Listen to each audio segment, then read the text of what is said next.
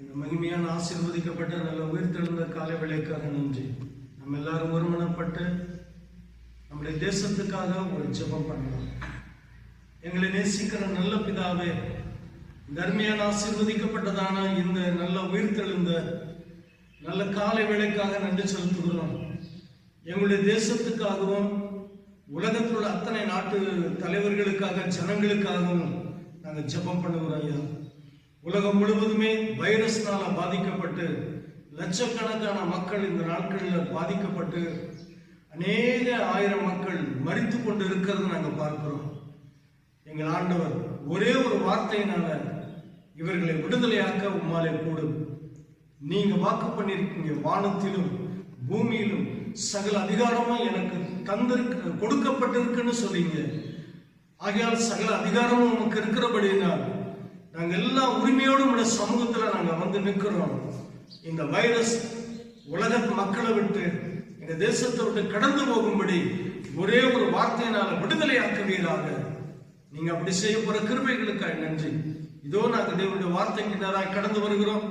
எங்களோடு கூட பேசும் இயேசுவின் நாமத்தில் பிதாவே, ஆமென். இந்த தொலைக்காட்சி வழியாக உங்களோடு கூட தொடர்பு கொள்றதுல மிகவும் சந்தோஷம். தொடர்ந்து நாம் ஜெபிப்போம். கண்டிப்பாக நாம் ஜெயித்து விடுவோம். கர்த்தர் நம்மை ஆசீர்வதிப்பாராக. தேவனுடைய வார்த்தைக்கு நேரம் கடந்து போகலாம். மார்க் எழுதின சுவிசேஷம் 5ஆம் அதிகாரம் 25 34 வரைக்கும் உள்ள வசனத்தை நாம் தியானத்துக்கு எடுத்துக்கொள்வோம். இந்த பகுதியில் ஒரு 12 வருஷம் பெரும்பாடுள்ள ஒரு ஸ்திரியை குறித்து நாம் பார்க்கிறோம். அந்த ஸ்திரியானவள் தன்னுடைய ஆஸ்திகள் முழுவதையும் செலவு செய்தும் தன்னுடைய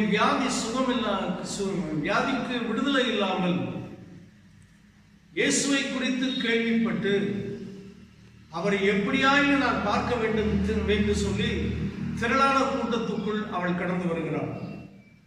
அவளை குறித்து இப்படியாக சொல்லப்பட்டிருக்கு, அநேக வைத்தியர்களால் மிகவும் வருத்தப்பட்டு தனக்கு உண்டானவைகளை எல்லாம் செலவழித்தும் சற்றாகிலும் குணமடையாமல் அதிக வருத்தப்படுகிற பொழுது இயேசுவை குறித்து கேள்விப்பட்டு நான் அவருடைய வஸ்திரங்களையாகிலும் தொட்டால் சொஸ்தம் ஆவேன் என்று சொல்லி தனக்குள்ளே ஒரு தீர்மானம் எடுத்துக்கொண்டு இயேசுவின் வஸ்திரத்தை தொடுவதற்காக கடந்து வருகிறார். அவளுடைய ஆஸ்திகள் முழுவதும் செலவழிந்து போயிற்று. அவள் தனக்கு உண்டாயிருந்ததான கடைசி சொத்து என்று சொல்லப்படுகிற வீடு வரைக்கும் எல்லாவற்றையும் செலவழித்தாயிற்று. வேதம் இப்படி சொல்லுகிறது, சற்றாகிலும் குணமடையும். ஒரு 25% கூட நோயிலிருந்து விடுதலை இல்லை. நோய்க்காக நிறைய செலவு செய்தாயிற்று. இப்போது செலவு செய்வதற்கு ஒன்றுமே இல்லை. ஒன்றுமே இல்லாத நேரத்தில் இயேசுவை குறித்து கேள்விப்படும் பொழுது அவர் என்னை சுகப்படுத்த வேண்டும் என்று அவள் தீர்மானம் செய்யவில்லை. அவருடைய வஸ்திர தொங்கலை தொட்டால் போதும் நான் சுகமாவேன் என்று தன் இருதயத்துக்குள் சிந்தித்துக் கொண்டு இயேசுவை நோக்கி அந்த கூட்டத்துக்குள் வந்து வஸ்திரத்தை தொட்ட மாத்திரத்தில் அவள் தன் சரீரத்தில் ஒரு மாற்றத்தை உணர்ந்தாள். எனக்கு அன்பார்ந்த தேவனுடைய பிள்ளைகளே, ஒருவேளை நீங்கள் இந்த பெரும்பாடுள்ள ஸ்திரியை போல ஏதாயிலும் ஒரு வியாதியில அதை வெளியே சொல்ல முடியாத அளவுக்கு நிறைய செலவு செய்து சற்றாகிலும் குணம் அடையாமல் வருத்தத்தோடு இருப்பீர்களே, ஆனால் இந்த உயிர்த்தெழுந்த காலை வேளையில தேவனுடைய வல்லமை அவருடைய வஸ்திர தொங்கலிலிருந்து புறப்பட்டு வந்து உங்களை விடுதலையாக்க போகிறது. பெரும்பாடுள்ள ஸ்திரீ அவருடைய வஸ்திரத்தை தொட்ட மாத்திரத்தில் இயேசு இப்படியாக ஒரு கேள்வி கேட்டார். எப்படி பாருங்க. உடனே இயேசு தம்மிலிருந்து வல்லமை புறப்பட்டதை தமக்குள் அறிந்து ஜனக்கூட்டத்துக்குள்ளே திரும்பி என் வஸ்திரங்களை தொட்டது யார் என்று கேட்டார். அவருடைய சரீரத்திலிருந்து வல்லமை புறப்படுகிறத அவர் உணர்றார். ஏதோ ஒரு வல்லமை நம்மளை விட்டு புறப்பட்டு ஒருத்தர் தொட்டிருக்கு, அது யார் என்று சொல்லி அறிந்து கொள்ள விரும்பி ஆசைப்பட்டு என்னை தொட்டது யார் என்று சொல்லி கேட்கிறாங்க. அப்படி கேட்ட உடனே சீசர்கள் அப்படி பதில் சொல்லுவாங்க பாருங்க, படிங்க. அவருடைய சீசர்கள் அவரை நோக்கி, திரளான ஜனங்கள் உம்மை நெருக்கிக் கொண்டிருக்கிறதை நீர் கண்டும் என்னை தொட்டது யார் என்று கேட்கிறீரே என்றார்கள். இதை செய்தவனை காணும்படிக்கு அவர் சுற்றிலும் பார்த்தார். தன்னிடத்திலே சம்பவித்ததை அறிந்து அந்த ஸ்திரீயானவள் பயந்து நடுங்கி அவர் முன்பாக வந்து விழுந்து உண்மையெல்லாம் அவருக்கு சொன்னாள். உண்மையை எல்லாம் அவருக்கு சொன்னார். விடுதலை ஆயாச்சு. இப்ப இயேசு தேடுறாரு. ஒரு வல்லமை புறப்பட்டு ஒருத்தர் தொட்டிருக்கு, அது யாருன்னு பாக்குறாரு. ஆண்டவருக்கு தெரியும் இன்னார்தான் தொட்டிருக்காங்கன்னு சொல்லி. என்ன பண்றாங்க பார்க்கலாம்னு சொல்லிட்டு அவர் தேடி பார்க்கும்போது அவள் வந்து முகங்குப்புற ஆண்டவருடைய பாதத்துல விழுந்து உண்மையை சொன்னார். விடுதலை ஆனாலும் அதோடு அவள் போயிடல. தான் தொட்டதுக்கான காரணம் என்ன, ஏன் தொட்டேன், எப்படி விடுதலை ஆயிற்று என்று சொல்லி உண்மையை சொன்னதுனால ஆண்டவர் அங்கே தானே அவளை ஆசீர்வதித்தார். உங்களுடைய வாழ்க்கையில நீங்க எப்போதுமே ஆண்டவருடைய சமூகத்துல எப்படிப்பட்டவங்களா இருக்கணும் தெரியுமா? உண்மை பேசக்கூடியவர்களா இருக்க வேண்டும். அவர் தேவனுடைய வல்லமை அவளை தொட்டதுனால ஆண்டவர் கேட்கிற, என்னை தொட்டது யாருன்னு சொல்லி. அப்ப தேவனுடைய உண்மையாலுமே தொட்டு இருப்பது உண்மையானால் உங்களுடைய வாழ்க்கையில வித்தியாசங்கள் இருக்க வேண்டும். அந்த வித்தியாசத்துக்கு அடையாளம் என்னவென்றால், இயேசுவுக்கு முன்பாய் உங்களை தாழ்த்தி கொண்டு உண்மையை சொல்லுகிறவர்களா இருக்கும்போது அந்த ஸ்திரியை கர்த்தர் எப்படி ஆசீர்வதிச்சார்? வாசிங்க கீழே. அவர் அவளை பார்த்து, மகளே உன் விசுவாசம் உன்னை ரட்சித்தது. நீ இவ்வளவு காலமா விசுவாசத்தோடு என்னை தேடி வந்து தொட்டதனால அந்த விசுவாசம் உன்னை என்ன செய்தது? ரட்சித்தது. நீ சமாதானத்தோட போய் உன் வேதனை நீங்கி சுகமாய். வேதனை நீங்கி என்ன செய்ய? சுகமாய். உள்ளத்துக்குள்ள எவ்வளவு வேதனை, எவ்வளவு வருத்தங்கள் மறைக்கப்பட்டு போயிற்று. எந்த மனுஷனுக்கும் இது தெரியாது. ஏனென்றால் அவளை எல்லோரும் அற்பமாய் பார்த்தார்கள்.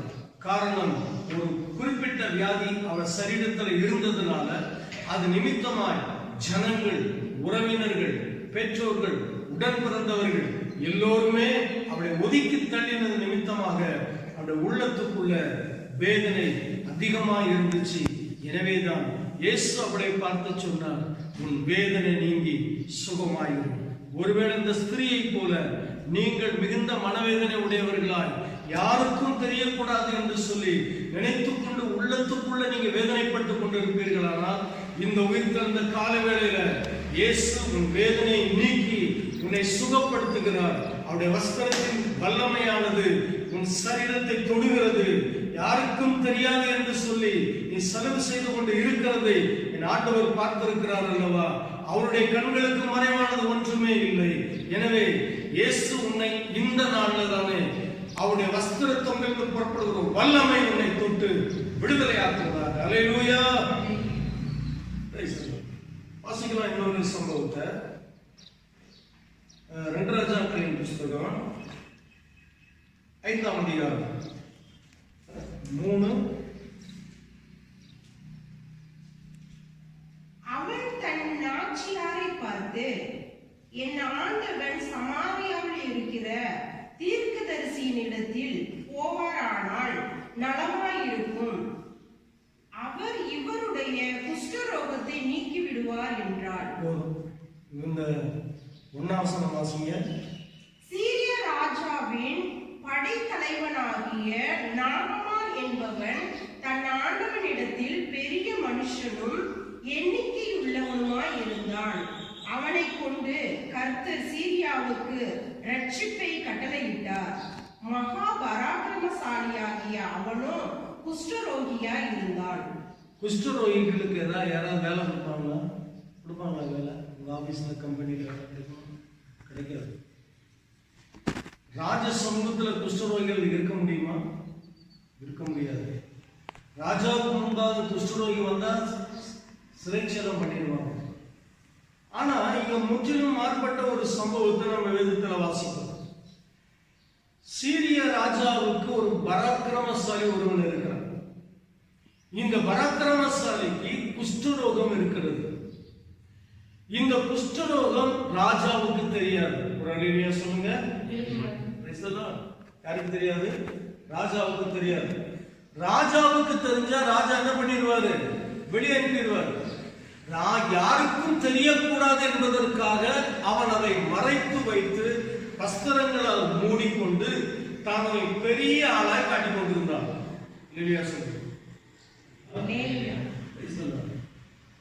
இப்படியாக இருக்கும்போது அங்க சிறைபிடித்து கொண்டு வரப்பட்டதான ஒரு சிறுமி அவங்க வீட்டுல என்ன செய்ய வேலை செய்யறான். பாத்திரத்தை வெளியே கொடுத்துட்டு அந்த அம்மாவுக்கு ஏதோ துணிமணி வச்சு கொடுத்துட்டு அந்த அம்மா அப்படி இருக்கு, இந்த பொண்ணு அப்படி இருக்கு. அவளுக்கு தெரியுது தன்னுடைய எஜமான் குஷ்டரோகத்தோடு கஷ்டப்படுகிறார் என்று. எனவே அவன் என்ன சொல்றா பாருங்க. எந்த ஊர்ல அது? சமாரியாவில் இருக்கிற தீர்க்கதரிசன இடத்துல போனா கண்டிப்பாக இவருக்கு ஒரு விடுதலை உண்டு என்று சொல்லி அவன் சொல்றான். பார்த்தா வீட்டு வேலை செய்யறவங்க, இந்த வீட்டு வேலை செய்யறவங்க யாராவது நமக்கு இருந்தாங்கன்னா அவங்க ஏதாவது நல்ல ஆலோசனை சொன்னா, உனக்கு என்ன தெரியும், அந்த பாத்திரத்தை ஒழுங்கா போய் கழுவு அப்படின்னு சொல்லி துரத்தி விட்டுருவோம். கேட்போமா? நம்ம கேட்க மாட்டோம். ஏன்னா அவன் வீட்டு வேலைக்காரி. இங்க வேலைக்காரி மூலமா தான் ஒரு பெரிய ரட்சிப்பை கத்தர் கட்டளை எடுக்கிறார். அந்த ரட்சிப்பை பாருங்க. அவ சொல்றா, இங்க போனீங்கன்னா கண்டிப்பா விடுதலை கிடைக்கும்னு சொல்லி. அவன் பெரிய பராக்கிரமசாலியா இருந்தாலும், அவன் மனைவி பெரிய ஒரு ஆளா இருந்த போதிலும் இந்த வேலைக்காரி சொன்ன வார்த்தைக்கு கீழ்ப்படிந்தாங்க. எப்போதுமே நம்முடைய வாழ்க்கையில ஒரு கீழ்ப்படிதல் இருந்தாலே ஒரு உயர்வுக்கு அதுவே அடையாளம். அல்லேலூயா. ஒரு என்ன செய்யறாங்க பாருங்க. புறப்பட்டு போறாங்க. போய் ராஜா கிட்ட போய் சொல்றான், எனக்கு இந்த மாதிரி நான் ஒரு இடத்துக்கு போறேன், எனக்கு ஒரு லெட்டர் கொடுங்க. ஒரு லெட்டரை வாங்கிடுறான். இதை கொண்டு போய் ராஜா கொடுக்குறேன். ராஜா அதை கிழிச்சு போட்டுறான். நான் என்ன பெரியவனா, வைத்தியனா, அப்படி அப்படின்ட்டு. கடைசியில் என்ன செய்யறான் பாருங்க. வாசிங்க 9:10. அப்படியே நாகமான் தன் குதிரைகளோடும் தன் ரதத்தோடும் வந்து எலிசாவின் வாசற்படியிலே நின்றான். அப்பொழுது எலிசா அவனிடத்தில் ஆள் அனுப்பி, நீ போய் யோர்தானில் 7 தரம் ஸ்நானம் பண்ணு, அப்பொழுது உன் மாம்சம் மாறி நீ சுத்தமாவா என்று சொன்னான். பாருங்க, இப்போ இவன் ஒன்னும் சொல்லல, வந்துட்டான். இஸ்ரவேல் ராஜா வஸ்திரத்தை கிழிச்சது, கோவப்பட்டது எல்லாமே எலிசாவுக்கு சொல்லிட்டாங்க. இந்த மாதிரி எல்லாம் நடந்துருச்சுன்னு சொல்லி. சரி அவன் வந்த உடனே அப்படியே போய் யோர்தான்ல 7 தரம் முங்க சொல்லு அப்படின்னு சொன்ன உடனே இவனுக்கு கோபம் வந்துருது. என்ன வருது? கோபம் பயங்கரமா வந்தது. யாருக்கு? நாகமானுக்கு பயங்கரமான கோபம் வருது. கோபம் வந்து அவர் என்ன சொன்னா பாருங்க. அதற்கு நாகமான் கடும் கோபம் கொண்டு அவன் வெளியே வந்து நின்று தன் தேவனாகிய கர்த்தருடைய நாமத்தை தொழுது தன் கையினால் இந்த இடத்தை தடவி இவ்விதமாய் குஷ்டரோகத்தை நீக்கி விடுவான் என்று எனக்கும் நினைத்திருந்தேன். நான் ஸ்நானம் பண்ணி சுத்தமாகிறதுக்கு இஸ்ரவேலின் தண்ணீர்கள் எல்லாவற்றையும் பார்க்கிலும் தமஸ்குவின் நதிகளான ஆப்னாவும் பர்பாரும் நல்லதல்லவோ என்று சொல்லி உக்கிரத்தோட திரும்பி போனான். சொல்லுங்க. அவன் நினைச்சது ஒண்ணு, ஆனா இங்க நடந்தது ஒன்று. அதான் இயேசு சொல்வாரு, உன்னுடைய நினைவுகள் என்னுடைய நினைவுகளே அல்ல, உங்களுடைய வழிகள் என்னுடைய வழிகளும் அல்ல. உங்களுடைய நினைவை காட்டிலும் உங்களுடைய வழியை காட்டிலும் என்னுடைய நினைவுகளும் வழியும் உயர்ந்ததாக இருக்குன்னு சொல்லுவார். இவர் நினைச்சுக்கிட்டு வந்தாராமா. அவர் வந்தோடனே ஜபம் பண்ணி அப்படியே தொட்டு சுகமாக்கி அனுப்பிடுவாரு. இவர் நினைச்சிட்டு வர்றாரு. ஆனா இவர் என்னங்கிறாரு, யோர்தான்ல போய் 7 தரம் முங்கிட்டு அப்படியே போச்சு அப்படின்றாரு. உடனே இவருக்கு கோபம் வருது. அந்த கோபத்தை யார் சமாதானப்படுத்தினது சொல்லுங்க பார்க்கலாம். ஒரு வேலைக்காரி தீர்க்கதரிசிட்ட வழி நடத்துறா. அடுத்து அவன் ஊழியக்காரன், அவன் வேலைக்காரன் சமீபத்துல வந்து தகப்பனே பெரிய காரியத்தை செய்ய சொல்லி இருந்தால் செய்வாயில்ல. ஒரு தாவது பொண்ணு கூட நான் கொடுத்துருப்ப, 2வது பொண்ணு கேட்டா கொடுத்துருப்ப, இல்ல என்ன கேட்டிருந்தாலும் நீ செஞ்சிருப்ப. அப்பொழுது சுத்தமாக நின்று அவர் உம்மோடே சொல்லும்போது அதை செய்ய வேண்டியது எத்தனை அதிகம் என்று சொன்னார்கள். அப்பொழுது அவன் இறங்கி தேவனுடைய மனுஷன் வார்த்தையின்படியே யோர்தானில் 7 தரம் முழுகின போது அவன் மாம்சம் ஒரு சிறு பிள்ளையின் மாம்சத்தை போல மாறி அவன் சுத்தமானான். சொல்லுங்க. வாழ்க்கையில சில வியாதியெல்லாம் போகணும், சில பிரச்சனைகள்லாம் தீரணும்னா என்ன செய்யணுமாமா? தண்ணிக்குள்ள இறங்கணும், யோர்தானுக்குள்ள இறங்கி முங்கணும்.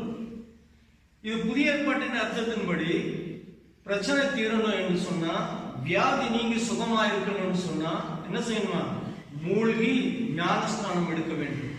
அப்போஸ்தலர்களுடைய 7 உபதேசத்தை கை கொள்ள வேண்டும்.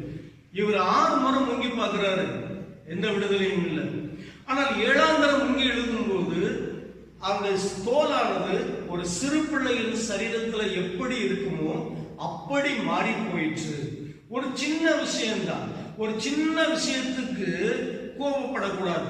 வேலைக்காரன் வேலைக்காரி, வேலைக்காரி அண்ட் வேலைக்காரி, இவங்க 2 பேரும் சேர்ந்து என்ன செய்யறாங்க? சிரியாவுடைய அந்த படை தளபதிக்கு விடுதலைக்கு காரணமாக இருந்தாங்க. படை தளபதியோ வேலைக்காரன் வேலைக்காரி என்று நினைக்காமல் சொல்லுக்கு கீழ்ப்படிந்தார்கள். எப்பொழுதுமே நீங்க ஒன்றை நல்லா தெரிஞ்சுக்கோங்க, யார் ஒருவரிடத்தில் கீழ்ப்படிதல் அதிகமாக இருக்கிறதோ அவர்கள் தேசத்தில் கனப்படுத்தப்படுவார்கள், அவர்கள் கர்த்தரால் ஆசீர்வதிக்கப்படுவார்கள். எந்த மனுஷனுக்கும் தெரியாது என்று சொல்லி அவன் எல்லாவற்றையும் மூடி மறைத்துக் கொண்டவனாய் வேதனையோடு வேலைக்கு சென்று வேதனையோடு வீட்டுக்கு வந்தான். எனக்கு அன்பார்ந்த தேவனுடைய பிள்ளையே, பிரச்சனைகள் அதிகமாக இருக்கும், வேதனையோடு நீ வேலைக்கு போயிட்டு வேதனையோடு நீ என்ன செய்வ? வீட்டுக்கு வருவ. இந்த நாகமானை போல உள்ளான மனுஷனாகிய சரீரத்துக்குள்ள அந்த கருப்பு வஸ்திரத்தை தடித்துக் கொண்டு ஒருவனுக்கு ஒன்று தெரியக்கூடாதபடிக்கு வாழ்ந்து கொண்டிருப்பீர்களே. ஆனால் என் ஆண்டவர் உன்னை இந்த உயிர்த்தெழுந்த கால வேளையில உன்னை விடுதலையாக்க உண்மை உள்ளவராக இருக்கிறார். ஹல்லேலூயா, பிரைஸ் தி லார்ட். துக்கத்தோட புறப்பட்டு வந்தான், விடுதலையோடு ஆசீர்வதிக்கப்பட்டவனாய் அவன் திரும்ப கடந்து போனான் என்று பார்க்கணும். அதனால நம்ம வாழ்க்கையில யாருக்கும் எதுவும் தெரியாது அப்படின்னு நம்ம நினைக்கலாம். இல்லைனாக்க நம்ம இப்படிதான் இருப்போம், இல்லை இப்படிதான் செய்ய போறோம்னு நீ நினைச்சுக்கிட்டு இருக்கலாம். அதை காட்டிலும் மேன்மையான வழி ஒன்று என் ஆண்டவர் வச்சிருக்கிறார். ஒருவேளை நீ வீட்டு வேலை செய்யலாம், என்ன காட்டுல வேலை செய்யலாம், ஏதோ ஒரு இடத்துல வேலை செய்யலாம். உன்னை யாராயிலும் அற்பமாய் நினைப்பார்களானால் அவர்களுக்கு மத்தியில் தேவன் இந்த சிறுமியை கனப்படுத்தினது போல, அவனுடைய ஊழியக்காரர்களை கனப்படுத்தினது போல உங்களை கனப்படுத்துவார். நீங்கள் யாருக்காக ஜெபம் பண்ணீர்களோ, யாரை வழி நடத்தினீர்களோ அவர்கள் விடுதலையாக்கப்படுவார்கள். அல்லேலூயா. இன்னொரு 6ஆம் அதிகாரம் 25 இருந்து 25 வாசிங்க. 25ஆம் வசனம். அதனால் சமாரியாவிலே கொடிய பஞ்சம் உண்டாயிற்று. ஒரு கொடிய பஞ்சம் உண்டாயிற்று. ஒரு கழுதை தலை என்பது வெள்ளி காசுக்கும் புறாக்களுக்கு போடுகிற காட்படி பயிறு 5 வெள்ளி காசுக்கும் விற்கப்படும் மட்டும் அதை முற்றுகை போட்டார்கள். இஸ்ரவேலின் ராஜா அலங்கத்தின் மேல் நடந்து போகையில் ஒரு ஸ்திரீ அவனை பார்த்து கூப்பிட்டு, ராஜாவாகிய என் ஆண்டவனே ரட்சிக்கும் என்றார். அதற்கு அவன், கர்த்தர் உன்னை ரட்சிக்காதிருந்தால் நான் எதிலிருந்து எடுத்து உன்னை ரட்சிக்கலாம்? களஞ்சியத்தில் இருந்தா ஆலயத்தில் இருந்தா என்று சொல்லி. இங்க ஒரு சம்பவம், கொடிய பஞ்சம். இந்த பஞ்சத்தின் உச்சக்கட்டம் என்னன்னாக்க, ஒரு கழுத தலை எவ்வளவுக்கு வெள்ளி காசுக்கு? 80 வெள்ளி காசுக்கு விற்குது. புறாவுக்கு போடுகிற காற்படி பயிறு 5 வெள்ளி காசுக்கு விற்கு. அதாவது பஞ்சம் என்ன செய்யுதுன்னா, உங்க கையில் உள்ள காசு பூராத்தையும் கரைய வைக்குது. கரைஞ்சி கரைஞ்சி ஒண்ணும் இல்லாம போகுது. பஞ்சத்தின் உச்சக்கட்டம், அவர்கள் பெற்றெடுத்த பிள்ளைகளை அவர்களே சமைத்து சாப்பிடக்கூடிய அளவுக்கு பஞ்சம். இந்த பஞ்சத்தின் மத்தியில தான் ஒருத்தி போய் என்ன செய்யற, ராஜா கிட்ட சொல்றா, ராஜாவே என்ன ரட்சிங்க அப்படின்னு சொல்லி. கர்த்தரே உன்னை ரட்சிக்கல, நான் என்ன களஞ்சியத்துல இருந்து ரட்சிக்கிறதா, ஆலையில இருந்து உன்னை ரட்சிக்கிறதா என்று சொல்லி என்ன வேணும்னு சொல்லிக்க. அப்ப ஒரு பிரச்சனையை சொல்றோம். என்ன பிரச்சனை? நாங்க 2 பேரும் ஆம்பளை பிள்ளைகளை பெற்றோம். அப்ப அப்ப இவன் என்ன சொன்னா, இன்னைக்கு உன் பிள்ளைக்கு சமைச்சு சாப்பிடலாம், நாளைக்கு என்னுடைய பிள்ளை சமைச்சு சாப்பிடலாம்னு சொன்னதை நம்பி நான் என்ன பண்ணேன், என் பிள்ளையை சமைத்து சாப்பிட்டேன். அடுத்த நாள் சமையலுக்கு அவன் பிள்ளையை கேட்கும்போது ஒளித்து வைத்துக் கொண்டு தரமாட்டேன் என்று சொல்லிவிட்டார் என்று சொன்ன மாத்திரத்துல ராஜா என்ன பண்றார், வாசிங்க. அடுத்த சொன்னா, அந்த ஸ்திரீயின் வார்த்தைகளை ராஜா கேட்ட உடனே அலங்கத்தின் மேல் நடந்து போகிற அவன் தன் வஸ்திரங்களை கிழித்துக் கொண்டான். தன் வஸ்திரங்களை கிழித்துக் கொண்டான். அவன் உள்ளே தன் சரீரத்தின் மேல் ரட்டு உடுத்தி இருக்கிறதை ஜனங்கள் கண்டார்கள். ஜனங்கள் ரட்டு உடுத்தி இருக்கிறதை கண்டார்கள். வெளியில ராஜ வஸ்திரம், ராஜா மாதிரி கம்பீரமா இருக்காரு, ராஜா மாதிரி பேசுறாரு. ஆனா உள்ளுக்குள்ள என்ன இருக்கு தெரியுமா, ரட்டு வஸ்திரம் இருக்கிறது.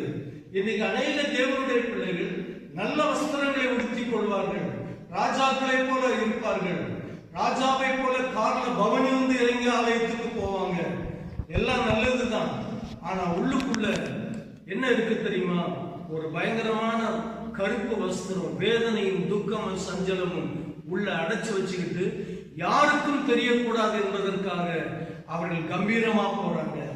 நீ உன்னுடைய வாழ்க்கையில நீங்க ஒருவேளை அப்படிப்பட்ட சூழ்நிலை இருப்பீர்களே, ஆனால் என் ஆண்டவர் உன்னை விடுதலையாக்க உண்மை உள்ளவராக இருக்கிறார். அல்லேலூயா சொல்லுங்க பார்க்கலாம். அல்லேலூயா. ஆமா, நீங்க நிறைய பேர் அப்படிதான் ஷோ காட்டிக்கிட்டு இருக்காங்க. நம்ம உள்ளத்துல என்ன இல்ல, சமாதானம் இல்ல, சந்தோஷம் கிடையாது. அங்க ராஜா அப்படி இருக்கார், ராஜ வஸ்திரம் தரித்தவர் கிழிச்சிட்டார். இனி இந்த வஸ்திரம் எனக்கு தேவையில்லை. ஜனங்கள் அதை கண்டு மிகவும் வேதனைப்பட்டார். என்ன, ராஜா கருப்பு வஸ்திரம் என்ன செய்யக்கூடாது, தரிக்க கூடாது. அவர் கருப்பு வஸ்திரம் போட்டிருந்தார், தேசமே இருளுக்குள்ளே இருக்கு என்று அர்த்தம். ஆகையால் ராஜா இப்படிப்பட்ட சூழ்நிலை இருக்காதுன்னு தெரிஞ்ச உடனே ஜனங்கள் அப்படி அப்செட் ஆயிட்டாங்க. அப்ப இந்த நிலையில தேவன் அவர்களுக்கு ஒரு விடுதலை கொடுக்க விரும்புகிறார். வாசிக்கலாம் 7ஆம் அதிகாரம் 1ஆம் வசனம். அப்பொழுது எலிசா கர்த்தருடைய வார்த்தையை கேளு. இப்ப ஜனங்களுக்கு பஞ்சத்திலிருந்து ஒரு விடுதலை கொடுக்க ஒரு தீர்க்கதரிசனமா எலிசா மூலமா ஒரு வார்த்தையை சொல்றார். நாளை இந்நேரத்துல சமாரியாவின் வாசல்ல ஒரு மரக்கால் கோதுமை மா ஒரு சேக்கலுக்கும் 2 மரக்கால் வாற்கோதுமை ஒரு சேக்கலுக்கும் விற்கப்படும் என்று கர்த்தர் சொல்கிறார் என்றான். அப்பொழுது ராஜாவுக்கு கைலாக கொடுக்கிற பிரதானி ஒருவன் தேவனுடைய மனுஷனுக்கு பிரதியுத்தரமாக, இதோ கர்த்தர் வானத்திலே மதகுகளை உண்டாக்கினாலும் இப்படி நடக்குமா என்றான். அதற்கு அவன், உன்னுடைய கண்களினாலே அதை காண்பாய், ஆனாலும் அதை சாப்பிட மாட்டாய் என்றான். அல்லேலூயா சொல்லுங்க. இப்ப என்னன்னாக்க, இவன் சொன்னதை அவங்க யாருமே என்ன செய்யல, நம்பல. எப்போதுமே நாம உண்மையை சொன்னா யாரும் என்ன செய்ய மாட்டாங்க, நம்ப மாட்டாங்க. அது மாதிரிதான் சொல்றான், ஆனா யாரும் நம்பல. அப்ப ஆண்டவர் ஜனங்களுக்கு ஆகாரம் கொடுக்க ஒரு புது வழியை ஏற்படுத்தினார்.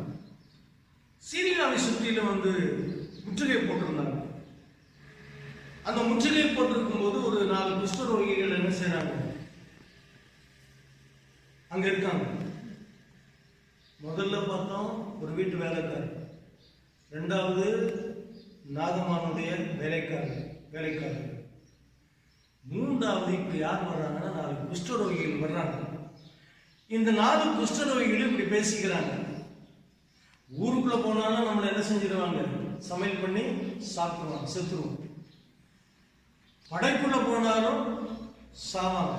இங்க போய் சாகிறத விட இங்க போய் சாகலான்னு போகும்போது ஆண்டவர் அந்த ராத்திரியில அவருடைய சேனைகளை வானத்துல அப்படியே கிழக்கும் மேற்கும் 4 திசைகளில் ஓடப்பட்ட உடனேயே சீரிய ராணுவம், முற்றுகை போட்டிருந்த சீரிய ராணுவம் சிதறடிக்கப்பட்டு போட்டதை போட்டபடி அப்படியே விட்டு போட்டு வஸ்திரம் கூட வேண்டாம்னு போட்டு விட்டு ஓடி போனாங்க.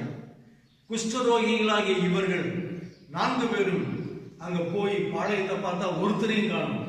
நல்லா சாப்பிட்டு திருப்தி அடைந்து தேவையானதெல்லாம் எடுத்துக்கொண்டு ராஜாவுக்கு போய் சொல்றாங்க, நாங்க போய் பார்த்தோம், அங்க யாருமே இல்லை என்று சொன்னாங்க. அல்லேலூயா சொல்லுங்க. தேவன் உன்னை ஆசீர்வதிக்கும் போது நீ திருப்தியா ஆண்டவர்கிட்ட கேட்டு பெற்று நினைச்சு என்னென்ன நினைக்க முடியுமோ அவைகளெல்லாம் நினைச்சு நம்ம குஷ்டரோகி தானே என்று சொல்லி 2 சப்பாத்தியை சாப்பிட்டு ஓடல. எவ்வளவு சாப்பிட முடியுமோ சாப்பிட்டாங்க, எவ்வளவு சேமிக்க முடியுமோ சேமிச்சுக்கிட்டு நேரம் ராஜா கிட்ட போய் சொல்றாங்க. ராஜா என்ன பண்றாரு பாருங்க.